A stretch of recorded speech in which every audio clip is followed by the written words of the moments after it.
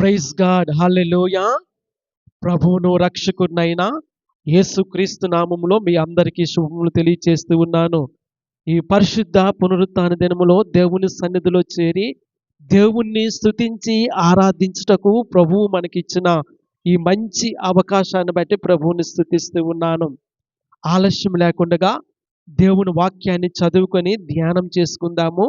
కనుక మన బైబిల్ గ్రంథాన్ని 2వ రాజుల గ్రంథము 20వ అధ్యాయంలోనికి తెరువు చేయాల్సిందిగా కోరుతూ ఉన్నాను.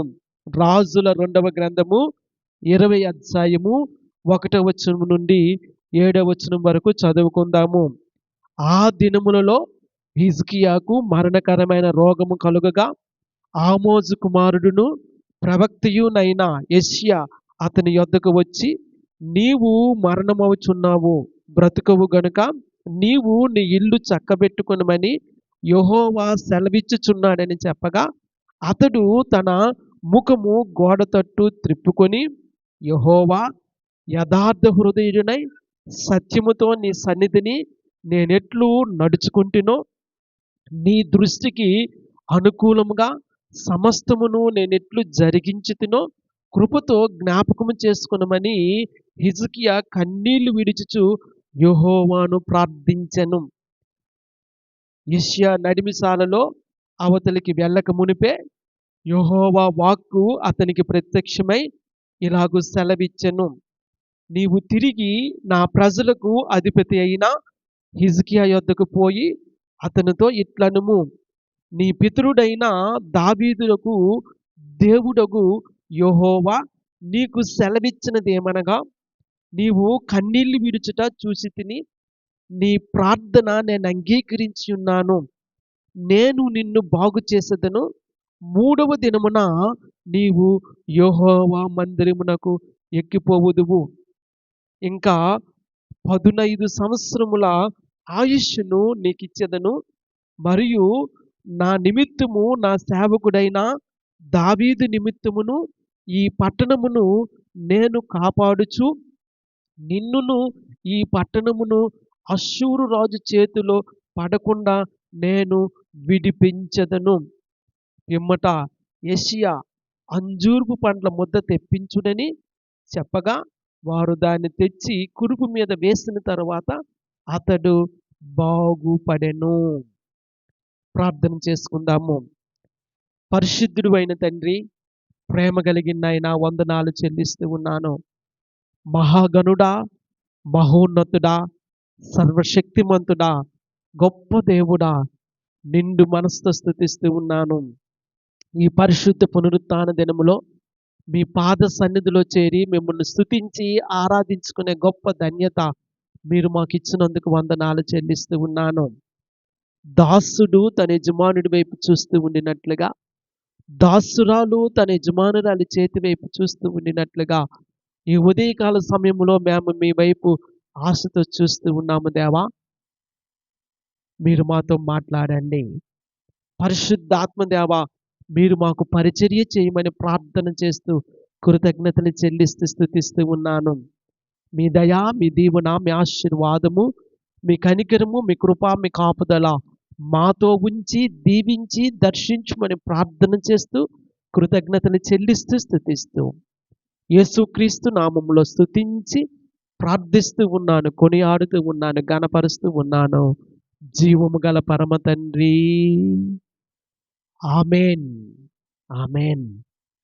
దై విల్ బి డన్, నీ చిత్తము నెరవేర్చబడును గాక అనే ఈ సిరీస్లో ప్రియులారా, ఈరోజు కూడా మనము రాజైన హిజ్కియాని గురించి ధ్యానం చేసుకుందాము. గడిచిన వారములో రాజైన హిజ్కియాని గురించి ధ్యానం చేసి ఉన్నాము. రాజైన హిజ్కియా గొప్ప ఉజ్జీవాన్ని యూదా ప్రజల్లోనూ ఇశ్రాయేలు ప్రజల్లోనూ తీసుకొని వచ్చినట్లుగా గడిచిన వారంలో మనం చెప్పుకున్నాము. ప్రియులారా, యెహోవా మందిరము మూసివేయబడి ఉంటుండగా తను రాజైనటువంటి ఆ మొదటి నెలలో, ఆ మొదటి సంవత్సరంలో తిరిగి యెహోవా మందిరమును తెరువ చేసి మందిరమును ప్రక్షాళనము చేసి మందిరంలో తిరిగి దేవునిని ఆరాధించులాగున పస్కాను ఆచరించి యోధా ప్రజల్లోనూ ఇశ్రాయేలీల్లోనూ గొప్ప ఉజ్జీవాన్ని తీసుకుని వచ్చినట్లుగా హిజ్కియాను గురించి గడిచిన వారములో మనం చెప్పుకున్నాము. అంత మాత్రమే కాదు ప్రియులారా, ఆయన విగ్రహాలను పడగొట్టించి ఉన్నాడు, ఉన్నత స్థలాలను కొట్టివేయించి ఉన్నాడు. అలాగే మోషే చేయించినటువంటి ఇత్తడి సర్పము, ఆ ప్రతిమకు వారు ధూపం వేస్తూ ఉంటుండగా ఆ యొక్క ప్రతిమను చిన్నాభిన్నముగా చేసి దేవుని దృష్టిలో యథార్థమైనటువంటి వ్యక్తిగా జీవించడం అనేది మనము చూస్తూ ఉన్నాము.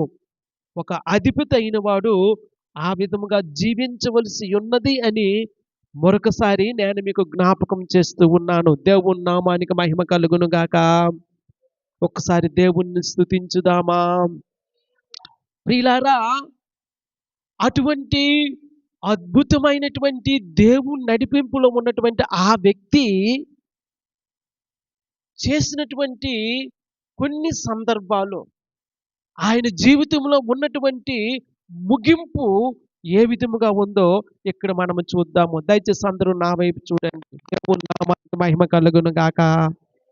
హల్లెలూయా, హల్లెలూయా. ఒక్కసారి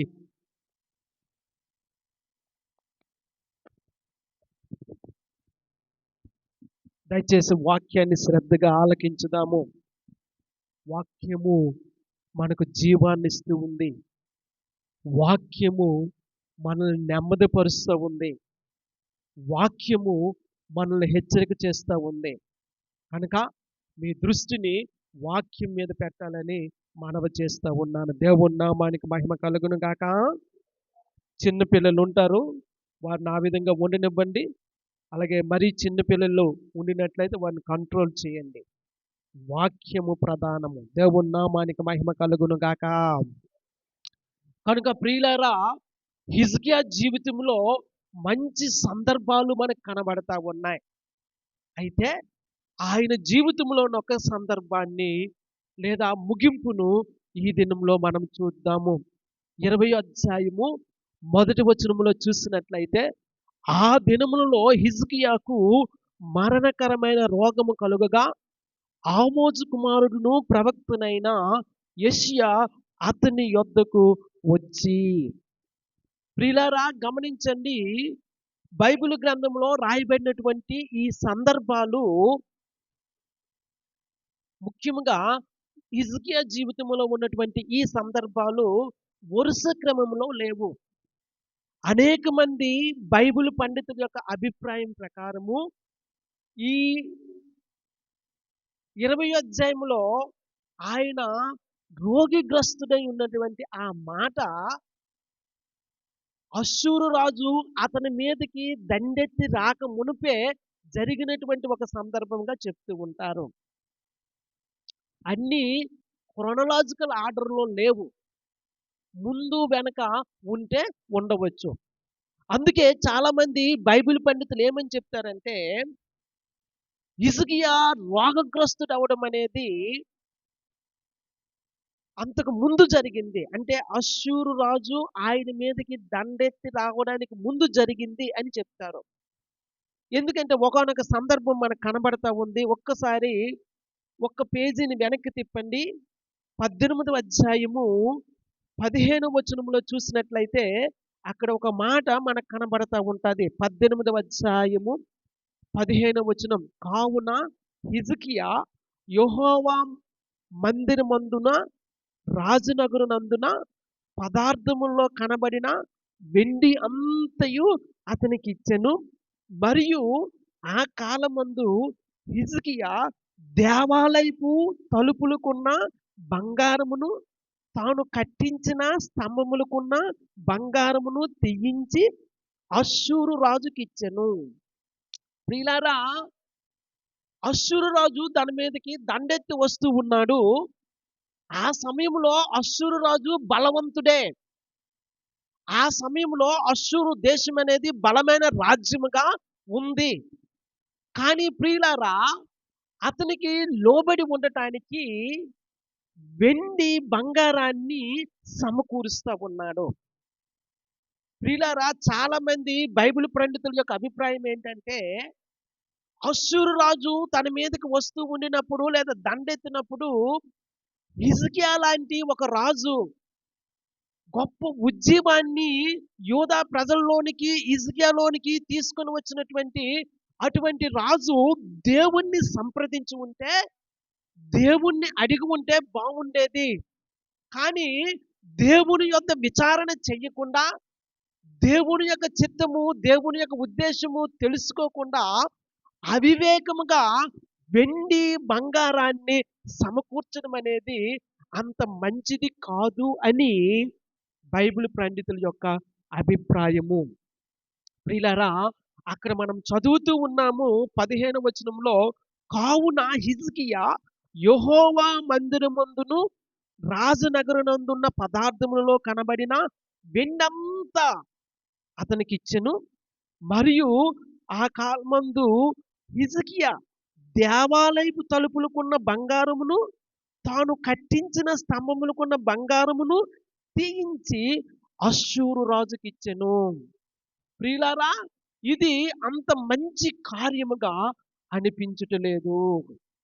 బహుశా ఆ కారణం వలనే అతడు రోగగ్రస్తుడై ఉండొచ్చు, లేదా దేవుడు అతన్ని మొత్తి ఉండొచ్చు అని చాలా మంది బైబిల్ పండితులు అభిప్రాయపడతా ఉన్నారు. ప్రియులారా, మనము రోగాన్ని అనుభవిస్తూ ఉన్నామంటే దానికి 3 కారణాలు ఉంటాయి. ఒకటి, మన అవిధేయత కావచ్చు. 2, సాతానుడు మనల్ని శోధించొచ్చు. 3, దేవుడే మనల్ని పరీక్షించడానికి, విశ్వాసంలో మనల్ని బలపరచడానికి అనారోగ్యం అనేది మన జీవితంలో అనుమతించవచ్చు. కనుక దేని వలన మనము అనారోగ్యాన్ని అనుభవిస్తూ ఉన్నామో తెలుసుకుని, ఆ ప్రకారముగా మనము ప్రతిస్పందించవలసి ఉన్నది అని మరొకసారి జ్ఞాపకం చేస్తూ ఉన్నాను. దేవుని నామానికి మహిమ కలుగును గాక.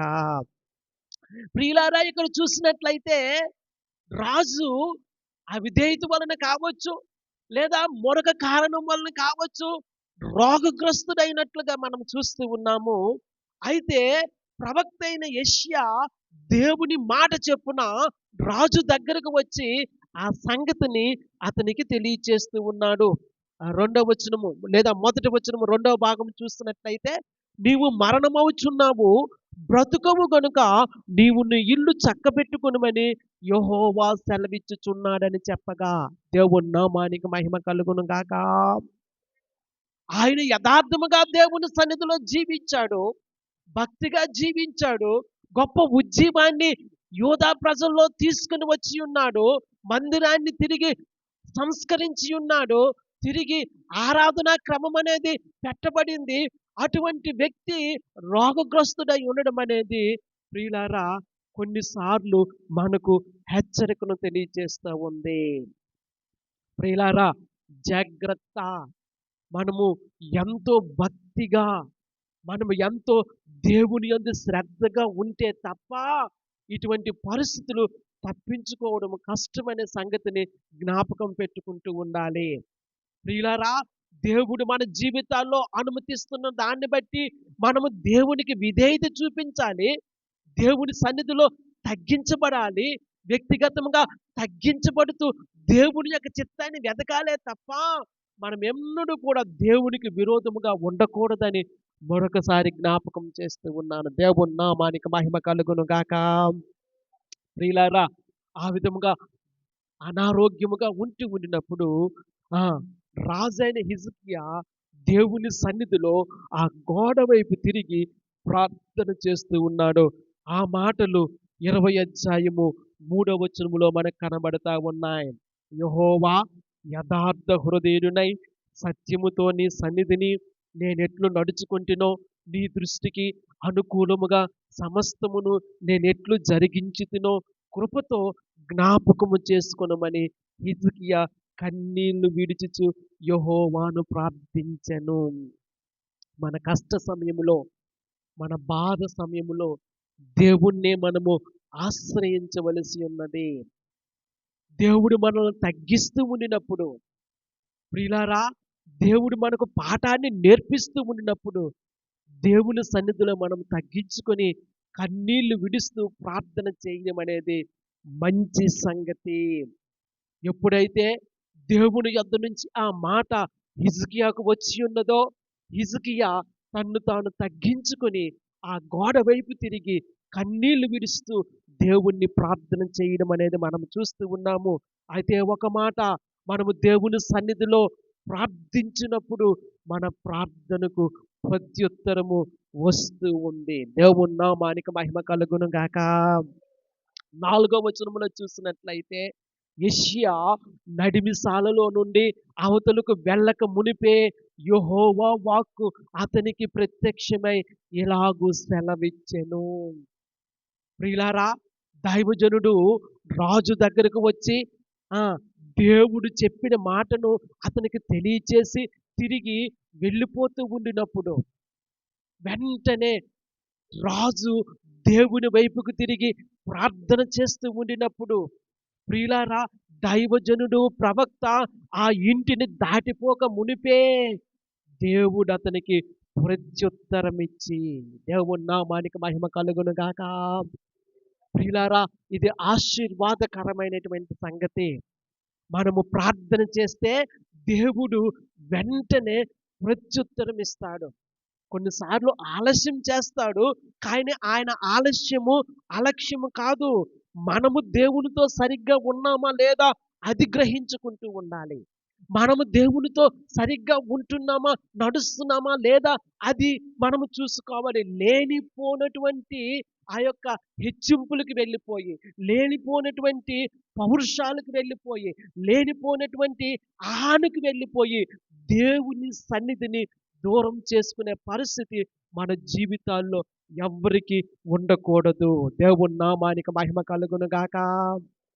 హల్లెలూయా, హల్లెలూయా.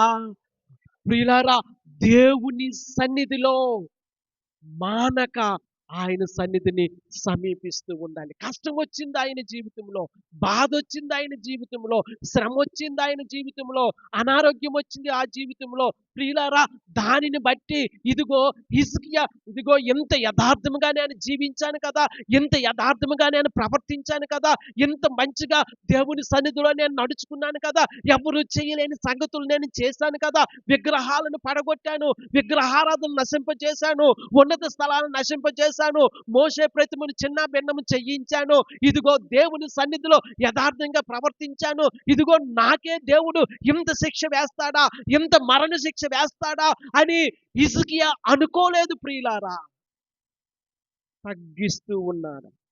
దేవుడు తగ్గిస్తూ ఉండినప్పుడు మనము తగ్గిపోవాలి. నమ్ముతున్నారు ఈ మాట? నమ్మిన వారు అందరూ ఒక్కసారి గట్టిగా చప్పట్లు కొట్టి దేవుని మహిమపరచండి. గట్టిగా చప్పట్లు కొట్టి దేవుని మహిమపరచుదాము. ప్రియులారా, జ్ఞాపకం చేస్తూ ఉన్నాను, దేవుడు మనల్ని తగ్గిస్తూ ఉండినప్పుడు, దేవుడు మనల్ని తగ్గింపుగా ఉండు అని అడుగుతూ ఉన్నప్పుడు తగ్గించుకోవాలి. ఆయన సన్నిధికి తిరిగి రావాలి. ప్రియులారా, ఒక సంగతి ఏంటంటే, దేవుని సన్నిధికి మనం రాలేకపోతూ ఉన్నాము అంటే సంథింగ్ రాంగ్ ఇన్ ఇట్. అక్కడ ఏదో ఒక తప్పిదం అనేది ఉంది అనే సంగతిని మరిచిపోకూడదు. దేవుని నామానికి మహిమ కలుగును గాక.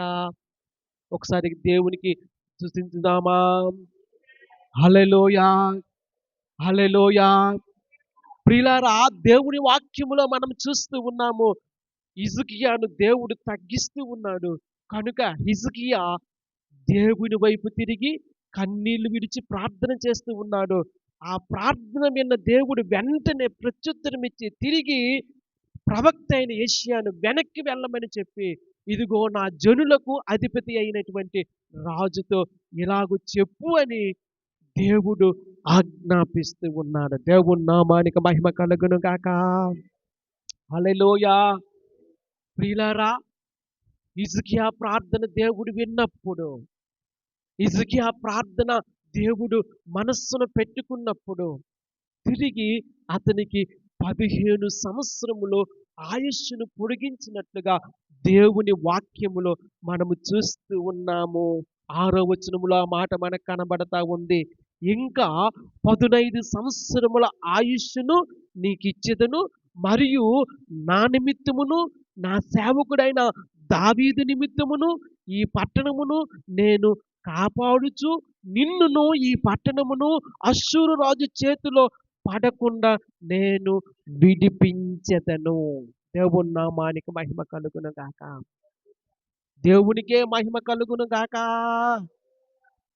ప్రియులారా, దేవుని వాక్యములో మనం చూస్తూ ఉన్నాము. కన్నీళ్లు విడిచి చేసినటువంటి ఆ ప్రార్థనకు దేవుడు సమాధానమిచ్చి ప్రత్యుత్తరమిచ్చి ఇంకా 15 సంవత్సరములు నీకు ఆయుష్ను పొడిగిస్తూ ఉన్నానని చెప్పడం మనం చూస్తూ ఉన్నాము. ప్రియులారా, ఆ ప్రకారముగానే దేవుడు అతన్ని స్వస్థపరిచి 15 సంవత్సరములో ఆయుష్ని ఇవ్వడం అనేది మనం చూస్తూ ఉన్నాము. ఇంతవరకు చాలా బాగుందండి. దేవుని నామానికి మహిమ కలుగును గాక. ఇంతవరకు హిజ్కియా జీవితము చాలా ఆశీర్వాదకరముగా మనకు కనబడతా ఉంది.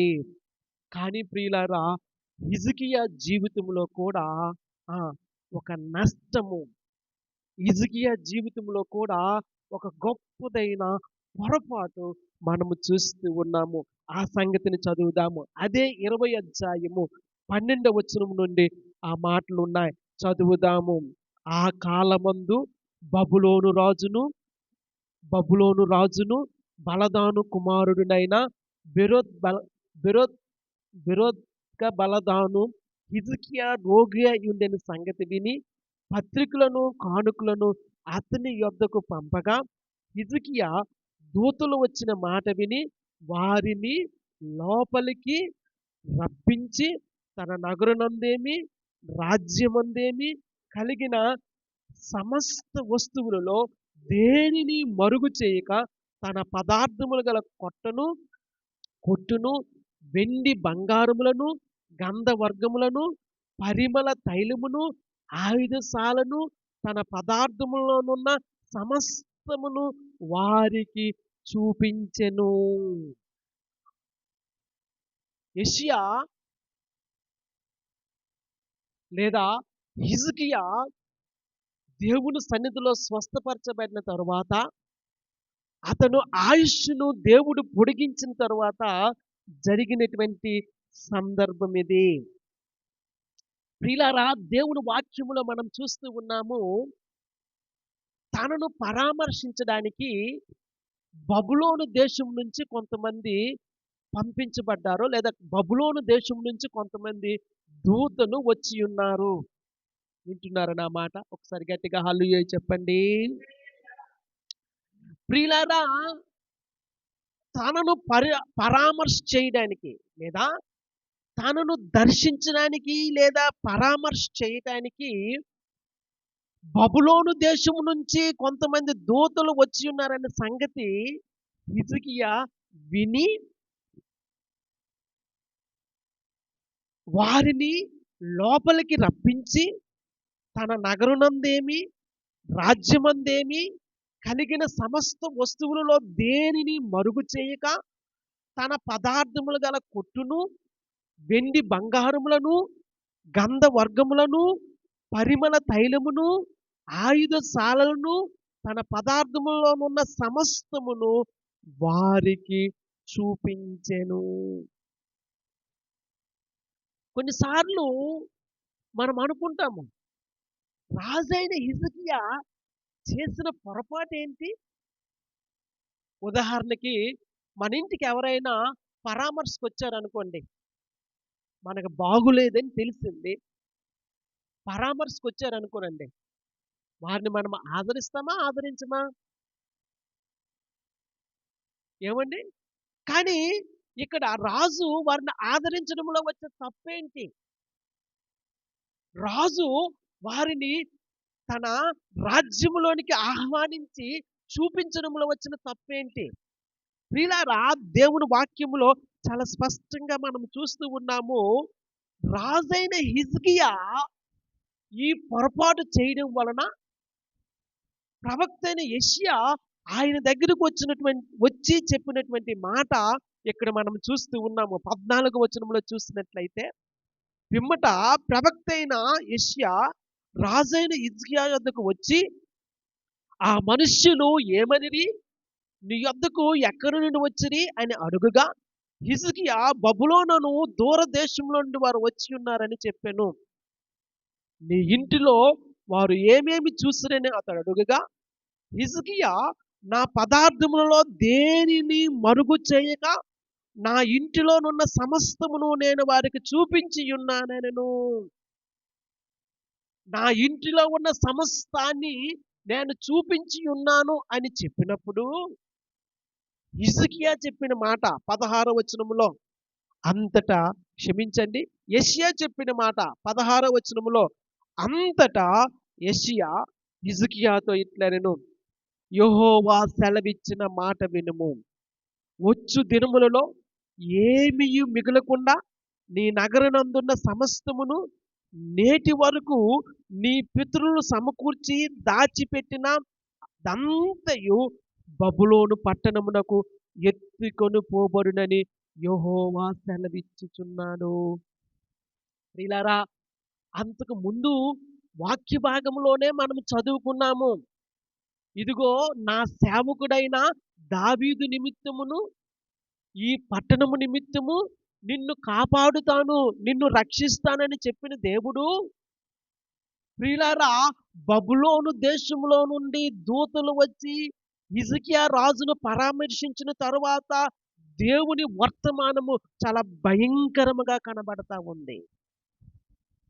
ప్రియులారా, ఒక రాజు చేసిన తప్పుకు ఆ పట్టణము దేవుడు శత్రువుల చేతికి అప్పగించడము, ఇశ్రాయేలు ప్రజలను బబులోను చేతికి అప్పగించడం అనేది నిజంగా ఆలోచించదగిన విషయము. ఎంతో గొప్ప పాఠాన్ని దేవుడు మనకు నేర్పిస్తూ ఉన్నాడు. దేవుని నామానికి మహిమ కలుగును గాక. కొన్నిసార్లు అనిపిస్తూ ఉంటది, దేవుడు ఎందుకు ఈ విధముగా చేస్తూ ఉన్నాడు, లేదా దేవుడు పక్షపాతం వహిస్తూ ఉన్నాడా అని అనిపిస్తూ ఉంటది. చెప్తాను, జాగ్రత్తగా ఆలకించండి. దావీదు పాపము దేవునికి తెలియదా? దావీదు వ్యభిచారం చేసి దేవునికి వ్యతిరేకముగా పాపం చేసినట్లుగా దేవుని వాక్యములో మనం చూస్తూ ఉన్నాము. అంతకు మించి నాకు బాధ కలిగించేటువంటి ఒక సంగతి ఏంటంటే, తన శరీరాశను బెట్టో, నేత్రాశను బెట్టో, లేదా శరీర దురాశను బెట్టో వ్యభిచారం చేయడము ఒక ఎత్తైతే, తన పాపాన్ని కప్పుకోవడానికి బెత్షెబా యొక్క భర్తను ఊరియాను చంపించడము మహా బాధను కలిగిస్తా ఉంది. వింటున్నారా నా మాట? కానీ దావీదు పశ్చాత్తాపడ్డాడు, మారు మనసు పొందుకున్నాడు, తన పాపం విషయంలో దేవుని సన్నిధిలో కన్నీళ్లు విడిచాడు, దేవుడు అతన్ని క్షమించాడు. కానీ తిరిగి రాజుగా అతన్ని కొనసాగింపు చేశాడు. అయితే దావీదు కూడా దేవుని యొక్క రాజ్యాన్ని స్థాపించడంలో కీలకమైన పాత్ర పోషించి ఉన్నాడు. మరి రాజైన సౌలు సంగతి ఏంటి? రాజైన సౌలు ఆయన చేసిన పాపం ఏంటి? దేవుడు అతన్ని రాజుగా ఉండకుండా తృణీకరించినట్లుగా మనకు కనబడతా ఉంది. కారణం ఏంటంటే, దేవుడు నీవు అమాలేకీయులను భూమి మీద లేకుండగా సంపూర్ణముగా నిర్మూలన చేయమని చెప్పగా, రాజైన సౌలు వారిని నిర్మూలన చేసి ఆ యొక్క పశువుల్లో కొన్ని మంచి వాటిని తీసుకుని వచ్చి దేవునికి బలి అర్పణగా సమర్పించాలి అని అనుకున్నాడు. అందులో ఏంటి పొరపాటు మనకు కనబడతా ఉంది? ప్రియులారా, ఆ చిన్న పొరపాటు వలన, ఆ తప్పిదము వలన ఇశ్రాయేలు దేశము మీద రాజుగా ఉండకుండా దేవుడు సౌలును తృణీకరించడం మనకు కనబడతా ఉంది. పాఠాన్ని చక్కగా అర్థం చేసుకోవాలి. లేదంటే మనము అపార్థం చేసుకునే పరిస్థితి ఉంటది. జాగ్రత్తగా గమనించుదాము. దయచేసి గమనించండి. దేవుని నామానికి మహిమ కలుగును గాక. ప్రియులారా, దావీదు ఉన్న గొప్పతనం ఏంటి? లేదా సౌలులో ఉన్నటువంటి ఆ యొక్క అవిధేయత ఏంటి? ఎందుకంటే సౌలు అనుకున్నాడు, నేను మంచి కార్యం చేయాలి. మంచి పశువులను దేవునికి బలి అర్పణగా తీసుకొని పోతాను అని చెప్పి అనుకున్నాడు. అది దేవుని దృష్టిలో మిక్కిలి అవిధేయత అయింది. ఎంత గొప్ప అవిధేయత అయిందంటే తన రాజ్యాన్ని కోల్పోయినట్లుగా చేసి ఉన్నది. ఇక్కడ ఒక ప్రాముఖ్యమైన పాఠాన్ని నేను ఆ మనము నేర్చుకుందాము. దేవుని నామానికి మహిమ కలుగును గాక. మీకు ఒక ప్రశ్న అడుగుతాను, సమాధానం చెప్పండి. పాపం అంటే ఏంటి? బాగుంది. వాక్యం చెప్పమని చెప్తే మీరు ప్రశ్నలు అడుగుతున్నారేంటి అని అనుకుంటూ ఉన్నారా? అలా అనుకున్న వాళ్ళందరూ ఒకసారి గట్టిగా హల్లెలూయా చెప్పండి. అనుకోవట్లేదా? అయితే ప్రశ్నలు అడగండి అన్నవారు దేవుణ్ణి స్తుతించండి. ఇంకా గట్టిగా. పాపం అంటే ఏంటి? లేదా అవిధేయత అంటే ఏంటి? దేవుని వాక్యములో ఒక మాట ఉంది. ఆజ్ఞాతిక్రమమే పాపము. మంచి మాట. అవును. దేవుడు పెట్టినటువంటి ఆజ్ఞను అతిక్రమించడమే పాపము. అమర్టియాలజీ చదువుకునే పిల్లలకి, స్టూడెంట్స్‌కి ఒక మాట అర్థమవుతూ ఉంటది. సిన్ అనే మాట లేదా పాపము అనే మాటకు నిర్వచనము ప్రియులారా ఏంటంటే missing the mark. Sin is defined as missing the mark. అంటే పాపము అనేది దేవుడు ఉంచినటువంటి ఆ మార్కును తప్పిపోవడమని నిర్వచనం చెప్తూ ఉంటారు. నా మాటలు శ్రద్ధగా మీరు వినాలి. దేవుని నామానికి మహిమ కలుగును గాక. అంటే దేవుడు ఒక స్టాండర్డ్‌ని పెట్టాడు. దేవుడు ఒక మార్క్ పెట్టాడు. మనము ఆ మార్కును చేరుకోలేకపోవడము మన యొక్క పాపము. దేవుడు ఒక ఆజ్ఞ పెట్టాడు. ఆ ఆజ్ఞను మనం చేరుకోలేకపోవడము మన యొక్క పాపము. Missing the mark is sin. కానీ దానికి మించి మరొక సంగతి ఉంది. దేవుని నామానికి మహిమ కలుగును గాక.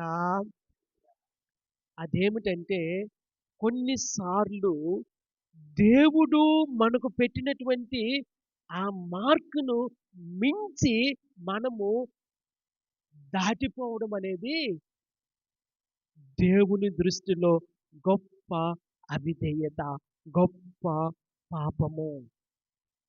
ప్రియులారా, ఈ విషయాన్ని మీరు ఇంతకు ముందు విన్నారో లేదో నాకు తెలియదు కానీ చాలా జాగ్రత్తగా ఆలకించండి. దేవుడు పెట్టిన ఆ మార్కును, దేవుడు పెట్టిన ఆ స్టాండర్డ్‌ని చేరుకోలేకపోవడము మన యొక్క పాపమైతే, దేవుడు పెట్టినటువంటి ఆ మార్కును లేదా దేవుడు పెట్టినటువంటి ఆ స్టాండర్డ్‌ను మితిమీరి వెళ్ళిపోవడం అనేది, దాటి వెళ్ళడం అనేది అంతకు మించిన అవిధేయత పాపమై ఉన్నది. ప్రియులారా, యెహోషువ జీవితాన్ని గూర్చి చదివినప్పుడు ఒక మాట మనకు కనబడతా ఉంటది. దయచేసి మీ బైబిల్ గ్రంథాన్ని యెహోషువ గ్రంథము 1వ అధ్యాయము 7వ వచనంలోనికి తెరువు చేయాలని కోరుతూ ఉన్నాను. యెహోషువ గ్రంథము 1వ అధ్యాయము 7వ వచనము.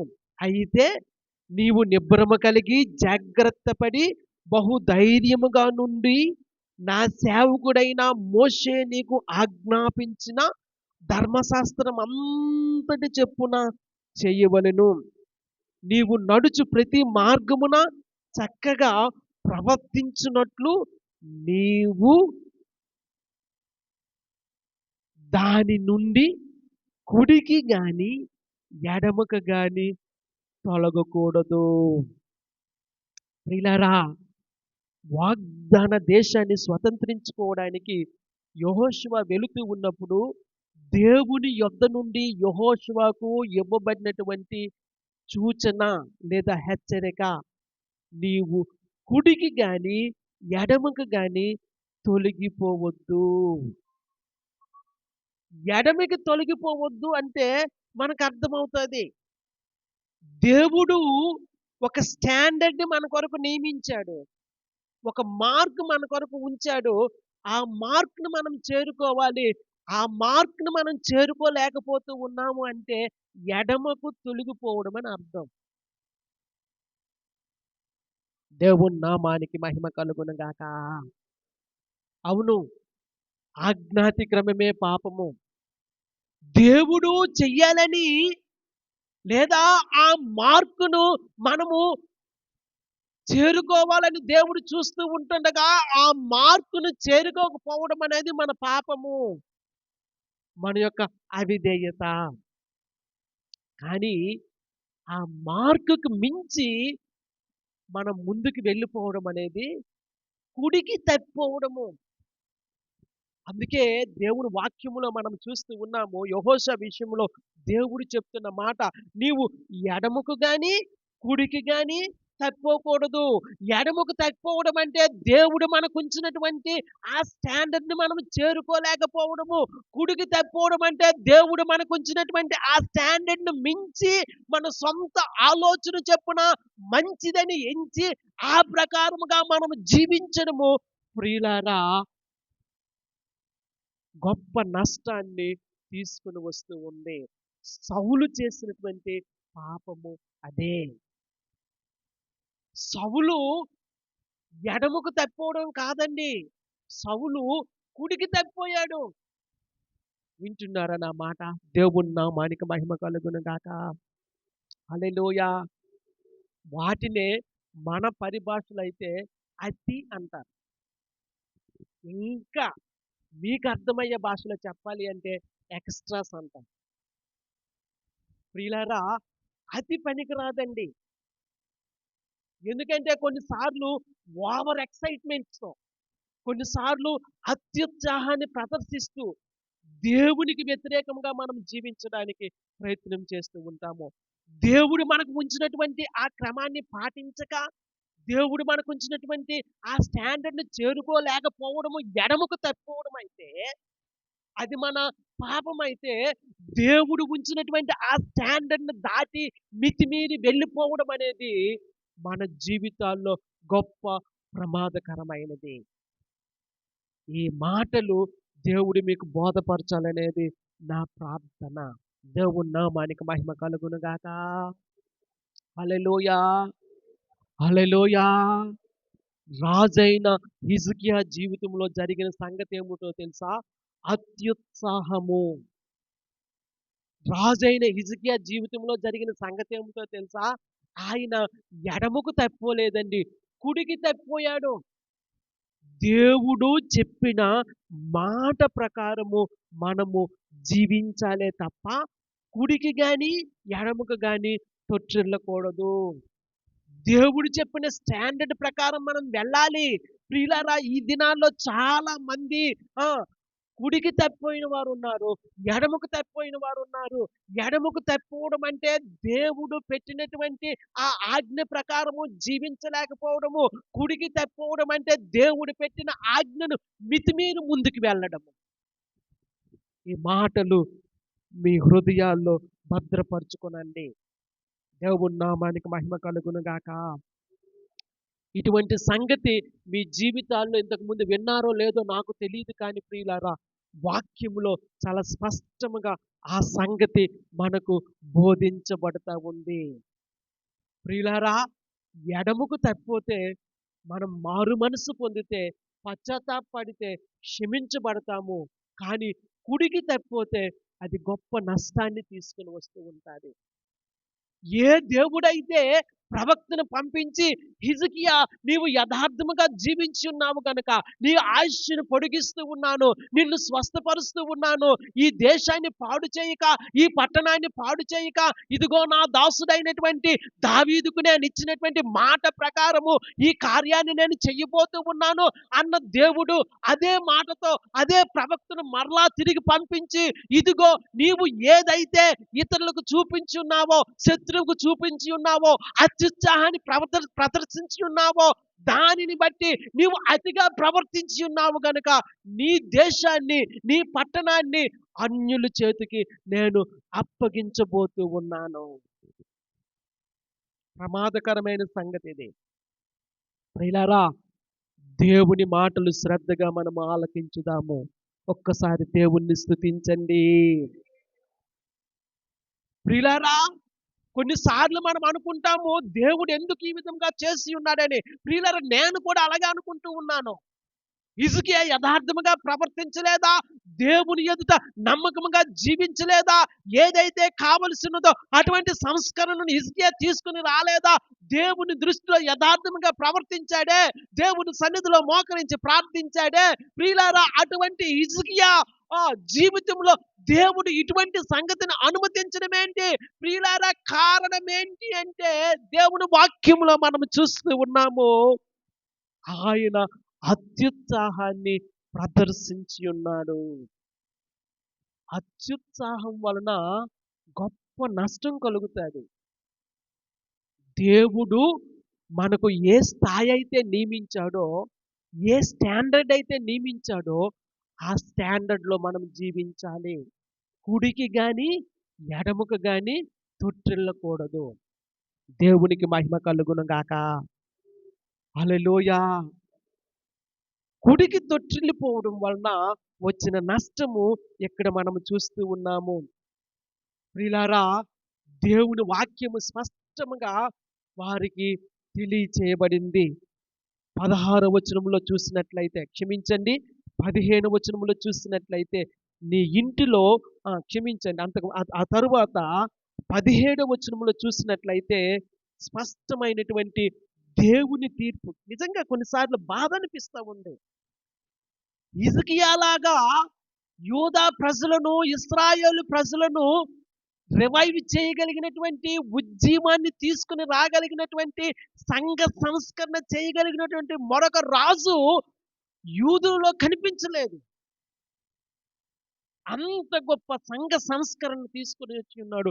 మందిరాన్ని పునఃప్రతిష్ఠించున్నాడు. మందిరాన్ని ప్రక్షాళనం చేసి ఉన్నాడు.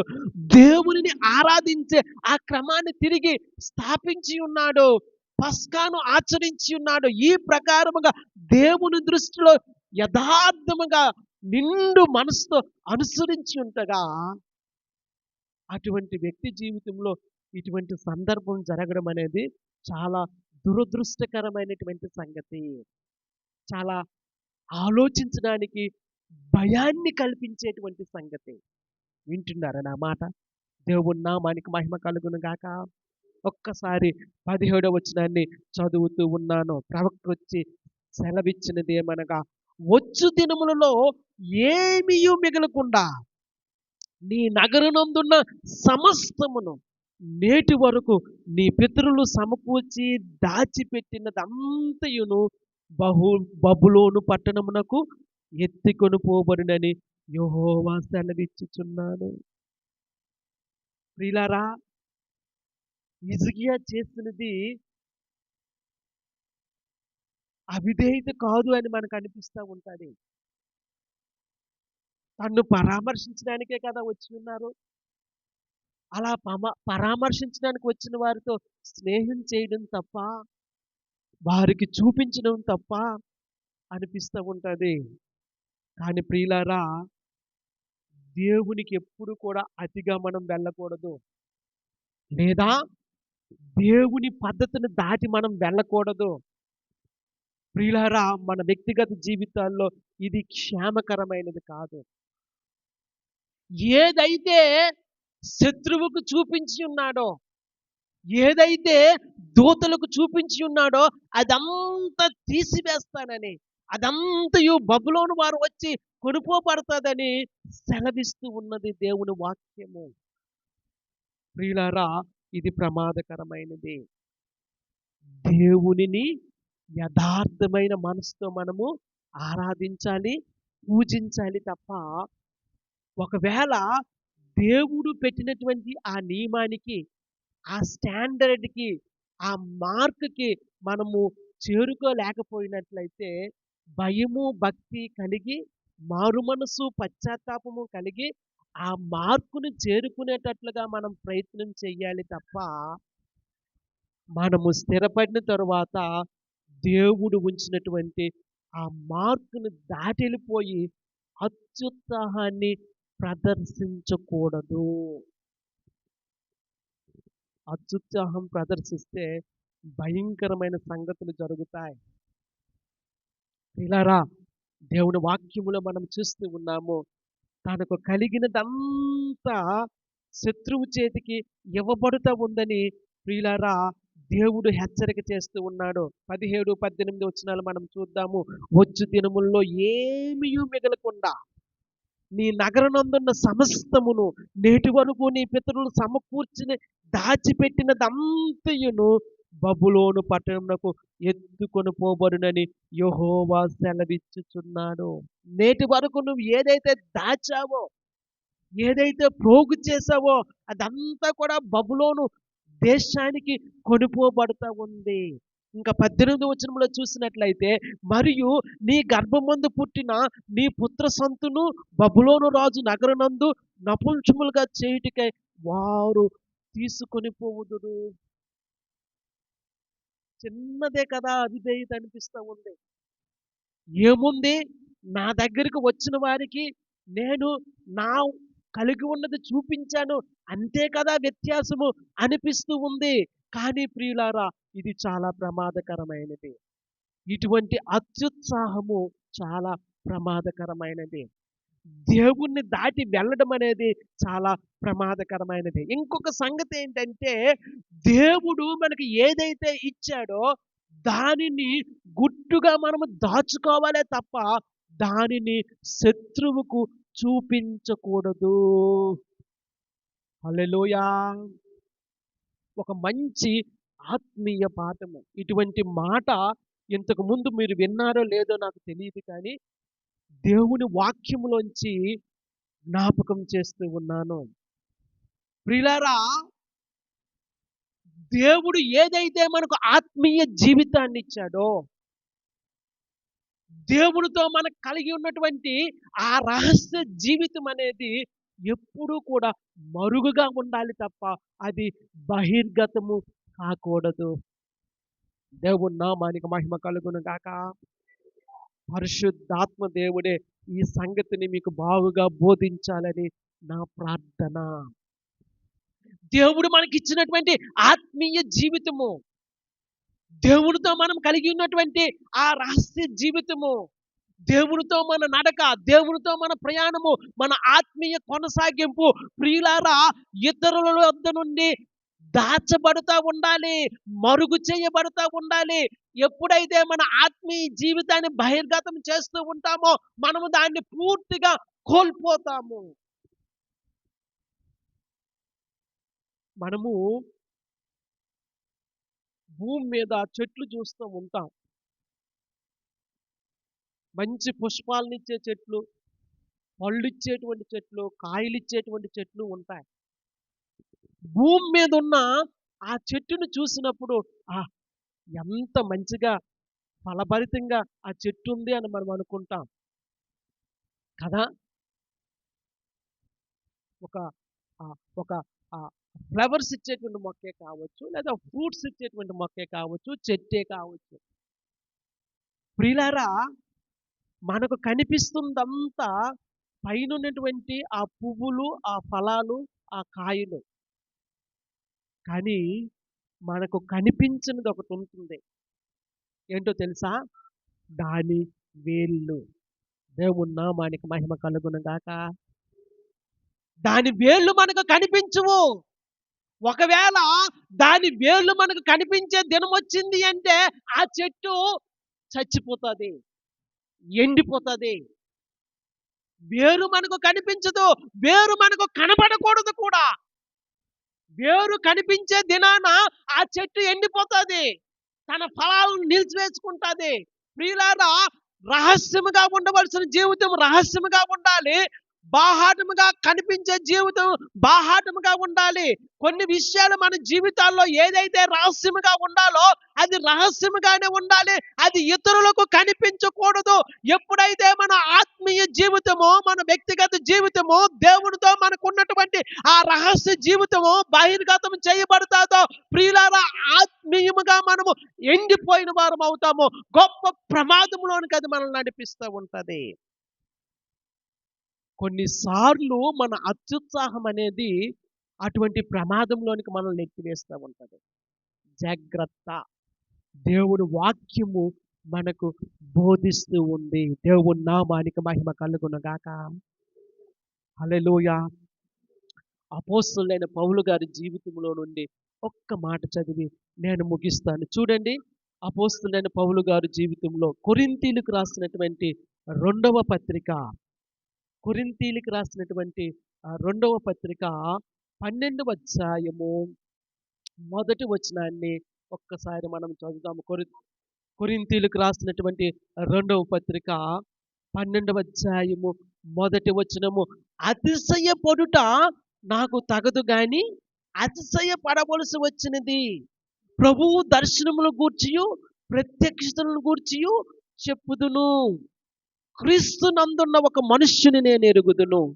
అతడు 14 సంవత్సరముల క్రిందట మూడవ ఆకాశమునకు కొనుపోబడెను.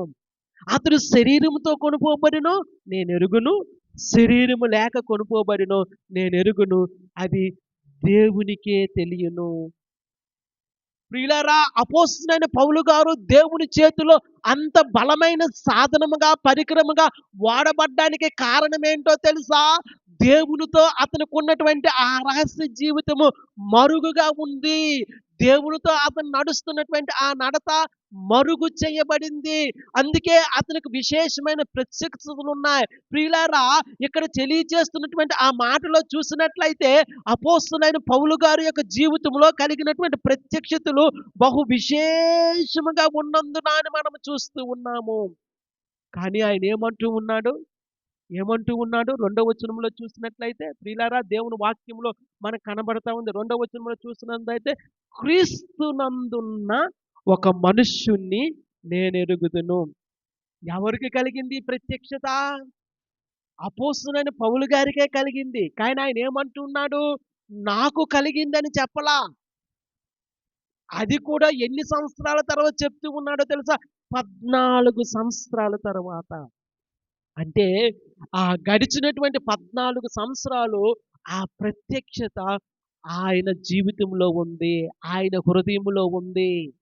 14 సంవత్సరాలు గడిచిన తరువాత ఆ సందర్భం వచ్చినప్పుడు, ఆ అవసరత వచ్చినప్పుడు తనకు కలిగిన ప్రత్యక్షతను గురించి మాట్లాడుతూ ఉన్నాడు. ప్రియులారా, అది క్రీస్తునందు మనము కలిగి ఉన్నటువంటి రహస్య జీవితానికి, ఆత్మీయ జీవితము పొందుపరచబడటానికి, భద్రము చేయబడటానికి సాదృశ్యమై ఉన్నది. దేవుని నామానికి మహిమ కలుగును గాక. హల్లెలూయా. ప్రియులారా, ఎంత మర్మంగా మాట చెప్తూ ఉన్నాడో గమనించండి. నేను ఒక మనుష్యుడిని ఎరుగుదును, 14 సంవత్సరముల క్రిందట అతడు మూడవ ఆకాశమునకు కొనుపోబడుట నేను ఎరుగుదును. అతడు శరీరముతో కొనుపోబడెను, శరీరము లేక కొనుపోబడెను నాకు తెలియదు అంటూ ఉన్నాడు. ప్రియులారా, ఆ వ్యక్తి అపోస్తలుడైన పౌలు గారే. ఆ వ్యక్తి తనను గురించే మాట్లాడుతూ ఉన్నాడు. తనకు కలిగిన దేవుని ఆ యొక్క ప్రత్యక్షతను గురించి మాట్లాడుతూ ఉన్నాడు. కానీ ఆ సంగతిని 14 సంవత్సరాల తర్వాత బయలుపరుస్తూ ఉన్నాడు. అది ఆయన జీవితంలో సక్సెస్. ప్రియులారా, ప్రభువుతో ఉన్న మన ఆత్మీయ జీవితము ఏ విధముగా ఉంది? ప్రభువుతో మనకున్న ఆత్మీయ జీవితాన్ని మనము భద్రపరుచుకుంటూ ఉన్నాము లేదా గమనించుకోవాలి. శత్రువుకి మనం చూపెడితే దాన్ని మనం పోగొట్టుకునే పరిస్థితి మన జీవితాల్లో వస్తూ ఉంటుంది. హిజ్కియా యొక్క డౌన్ఫాల్ అదే. హిజ్కియా జీవితంలో కలిగినటువంటి నష్టం అదే. శత్రువు కదా! నాతో సంధి చేయడానికి వచ్చాడు కదా! అని చెప్పి తనకున్న దాని అంతటిలో ఏది చూపించక మానలేదంట. దేవుని వాక్యము బలముగా వచ్చి ఆయనకి తెలియజేసిన మాట. నీవు శత్రువుకి సమస్తాన్ని చూపించి ఉన్నావు గనుక, నీ సమస్తాన్ని నీ పితరులు కూడబెట్టినదంతా కూడా బబులోను దేశమునకు కొనుక్కోబడతాది. అందుకే ఎంతో జాగ్రత్తగా మన జీవితాలు దేవునిలో ఉండాలి. ప్రియులారా, ఎంతో జాగ్రత్తగా మనం జీవించాలి. నిర్లక్ష్యముగా జీవించడానికి వీలు లేదు ప్రియులారా. నిర్లక్ష్యమైన జీవితము గొప్ప నష్టాన్ని తీసుకొని వస్తూ ఉంది. బహుశా హిజ్కియా అనుకోలేదేమో ఎంత గొప్ప నష్టం జరుగుతుంది నా పట్టణానికి, నా దేశానికి, నా ప్రజలకు ఎంత గొప్ప నష్టం జరుగుతుంది అని అనుకోలేదేమో. అందుకే నాయకులుగా ఉన్నవారు, బాధ్యతలు కలిగిన వారు ఇంకా జాగ్రత్తగా ఉండాలి. నేను జాగ్రత్తగా లేకపోతే నా సంఘానికి అది గొప్ప నష్టం కలుగుతుంది. బాధ్యత గల వ్యక్తిని నేను. బాధ్యత కలిగిన వ్యక్తి జాగ్రత్తగా లేకపోతే అది నాకే కాదు, నన్ను వెంబడిస్తున్న వారికి, నాతో ఉన్న వారికి నష్టాన్ని కలుగు చేస్తుంది. అజాగ్రత్తగా ఎవ్వరూ ఉండటానికి వీలు లేదు. హిజ్కియా జీవితం మనకు పాఠం ప్రియులారా. హిజ్కియా జీవితం మనకు గొప్ప పాఠాన్ని నేర్పిస్తూ ఉంది. ప్రియులారా, హిజ్కియా గొప్ప సంఘ సంస్కర్త కావచ్చు, మందిరాన్ని తిరిగి నిర్మించిన వ్యక్తి కావచ్చు, మందిరాన్ని తిరిగి ప్రక్షాళనం చేసిన వ్యక్తి కావచ్చు, మందిరాన్ని పునఃప్రతిష్ఠించిన వ్యక్తి కావచ్చు, తిరిగి మందిరంలో ఆరాధనా క్రమాన్ని స్థాపించిన వ్యక్తి కావచ్చు, పస్కా పండుగను ఆచరించి ఇదిగో ఆ యొక్క ఇశ్రాయేలు దేశంలోను యూదుల మధ్యలో తిరిగి యూనిటీని తీసుకుని వచ్చిన వ్యక్తి కావచ్చు. కానీ ఒక్క విషయంలో జాగ్రత్తగా లేకపోయినట్లయితే, ఒక్క విషయంలో దేవుడు పెట్టినటువంటి ఆ యొక్క మార్కును దాటి వెళ్ళిపోయినట్లయితే, అత్యుత్సాహాన్ని ప్రదర్శించినట్లయితే, దేవునికి అవిధేయముగా జీవించినట్లయితే, ఆ ఒక్క పొరపాటు చాలు ప్రియులారా, తనను, తన ప్రజలను, తన పట్టణాన్ని ఇదిగో శత్రువు చేతికి అప్పగించడానికి దేవుడు హెచ్చరిక చేస్తూ ఉన్నాడు. జాగ్రత్త. మనందరము జాగ్రత్తగా ఉండాలి. నా మట్టుకు నేను జాగ్రత్తగా ఉండాలి, మీ మట్టుకు మీరు జాగ్రత్తగా ఉండాలి. సంఘము విషయంలో నా మట్టుకు నేను జాగ్రత్తగా ఉండాలి, మీ మట్టుకు మీరు జాగ్రత్తగా ఉండాలి. అందుకే పదే పదే పదే పదే హెచ్చరిక చేస్తా ఉన్నాను ప్రియులారా. సంఘములో మనకు ఉండవలసినటువంటి బాధ్యతలు చక్కగా నెరవేరుస్తూ ఉండాలి. ఆ ప్రకారముగా కుడికి గాని ఎడమకు గాని తొట్టిల్లక దేవుడు చెప్పిన మాట చొప్పున మనము జీవించాలి అని మరొకసారి జ్ఞాపకం చేసుకుంటూ ఈ నా మాటను ముగిస్తూ ఉన్నాను. అందరము లేచి నిలవబడి కొద్ది నిమిషాలు దేవుణ్ణి స్తుతించుదాము. ప్రియులారా, దేవుని వాక్యం చాలా స్పష్టంగా మనకు బోధిస్తూ ఉంది. హిజ్కియా దేవుని విషయంలో ఎంత యథార్థంగా నడుచుకున్నప్పటికీ ఆయన చేసినటువంటి ఒక్క పొరపాటు, దేవుని ఆజ్ఞను మితిమీరి వెళ్ళిన ఆ ఒక్క పొరపాటును బట్టి గొప్ప నష్టము తన పట్టణం మీదకి, తన రాజ్యం మీదకి వచ్చింది, తన కుటుంబంలోకి వచ్చింది. తన కుటుంబీకులు, తన సంతతి వారు బబులోను దేశానికి నపుంసకులుగా చేయబడి కొనుక్కోబడ్డం అనేది ఎంత దురదృష్టకరమైన పరిస్థితి కదా. అలా ఆలోచనగా ఎవ్వరూ ఉండవద్దు. అలక్ష్యముగా ఎవ్వరూ ఉండొద్దు. నిర్లక్ష్యం అనేది అసలు పనికి రాదు ప్రియులారా. దేవుని విషయంలో, దేవుని సన్నిధి విషయంలో, ఆరాధన విషయంలో, దేవునికి పరిచర్య చేసే విషయంలో, దేవునికి సేవ చేసే విషయంలో, దేవుడు మనకు అప్పగించినటువంటి ఆ బాధ్యతలను నిర్వర్తించే విషయంలో ఆలస్యం వద్దు, అలక్ష్యం వద్దు, నిర్లక్ష్యం వద్దు. అటువంటి నిర్లక్ష్యము గొప్ప నష్టాన్ని తీసుకుని వస్తూ ఉంటుంది.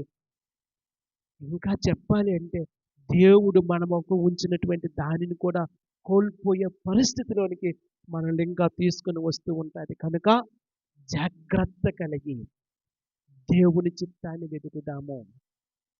దేవుని చిత్తము మన జీవితాల్లో సంపూర్ణముగా నెరవేర్చబడలాగున అహం కాదండి.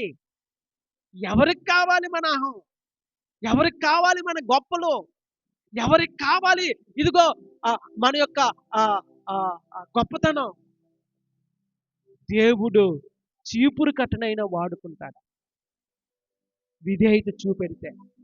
ఎంత చిన్నవారినైనా దేవుడు వాడుకుంటాడు. తలాంతులు కాదు దేవునికి కావలసినది. దేవుని సన్నిధిలో తల వంచి ఆయనకు విధేయత చూపించి సేవ చేయడానికి, పరిచర్య చేయడానికి, స్తుతించి ఆరాధించడానికి, దేవుని మహిమపరచడానికి దేవుని సన్నిధికి రావాలి. ఆ విధముగా దేవుని చిత్తము మన వ్యక్తిగత జీవితాల్లో నెరవేర్చబడాలి. అటువంటి కృప పరిశుద్ధాత్మ దేవుడు మనందరికీ ఇచ్చి నడిపించి దీవించి ఆశీర్వదించునుగాక. పరిశుద్ధుడా, వందనాలు చెల్లిస్తూ ఉన్నాను. మా అవిధేయతను బట్టి మమ్మల్ని క్షమించమని ప్రార్థిస్తూ ఉన్నాను. ఒక్క చిన్న అవిధేయత మా దృష్టిలో అది చిన్నదిగా కనబడతా ఉంది, కానీ మీ దృష్టిలో అది గొప్ప అవిధేయత.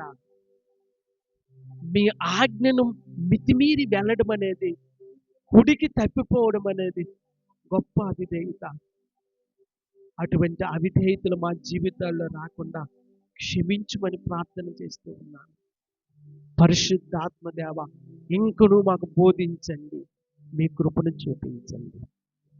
యేసుక్రీస్తు నామములో స్తుతించి ప్రార్థిస్తూ ఉన్నాను, కొనియాడుతూ ఉన్నాను, ఘనపరుస్తూ ఉన్నాను. జీవము గల పరమ తండ్రి. ఆమేన్. ఆమేన్. ప్రియులారా, ఆ విధముగా